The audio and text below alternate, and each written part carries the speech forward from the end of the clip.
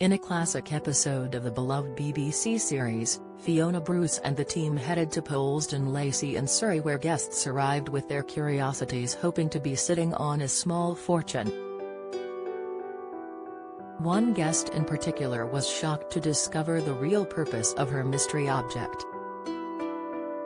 Known in the auction world as being among the top Asian art specialists, John Axford was delighted when one guest arrived with what he described as a proper mystery object. The orb-shaped item was presented to the excited expert during the Roadshow's visit to Surrey. And while the guest showed pride in her antique, she didn't seem confident in knowing what the object actually was. Recognizing the ceramic ball immediately, John began to ask puzzled onlookers what they thought the item could be used for. "Not a bowling ball," said the expert, laughing in response to one onlooker. "Not Fabergé," he added with excitement, hinting that the object was far more niche for anybody to recognize. As the guest waited with anticipation, John revealed the object was in fact a deterrent for rats. After some surprised murmurs from the guest and onlookers in the background, John explained, "This is made in Turkey. It does have a proper name, it's called a yumurta. It hangs on a chain in a mosque and stops the rats eating the candles." The guest was speechless, but intrigued to hear more about her mysterious ball.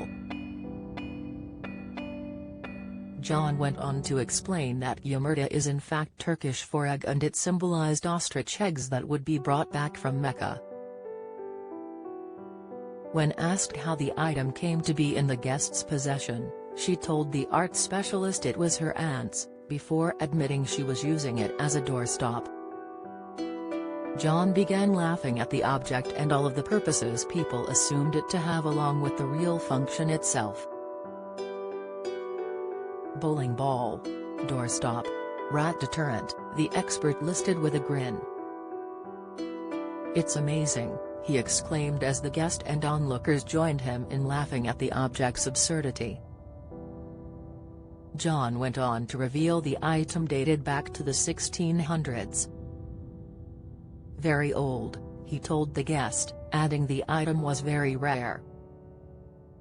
As the specialist alluded to its value, the perplexed guest looked on with fascination.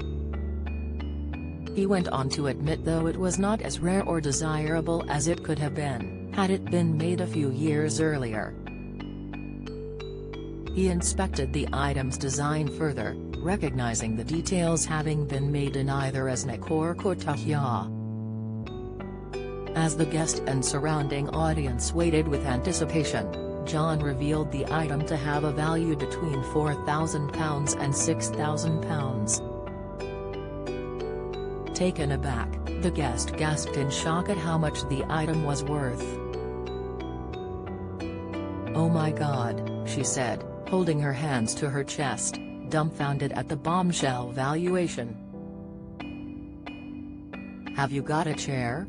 she asked John jokingly, insinuating she needed to sit down from the news.